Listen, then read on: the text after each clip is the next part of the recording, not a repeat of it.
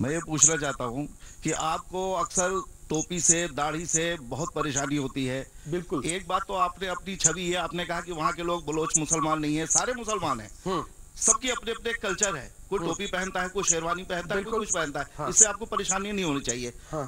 क्योंकि आप हमेशा कमेंट जो है मुसलमानों पे करते हैं। मुल्क से हम वफादार हैं, मुल्क के, और मुल्क से वफादारी एक ईमान है। हाँ। और आप अपने मुल्क के भी वफादार नहीं है। मेरा मुल्क आपका सुनिए, आप जो है कहते हैं फतह का फतवा, लेकिन आप फतह का फतवा नहीं, अब फतह मुसलमान। आपका कौन सा मुल्क है?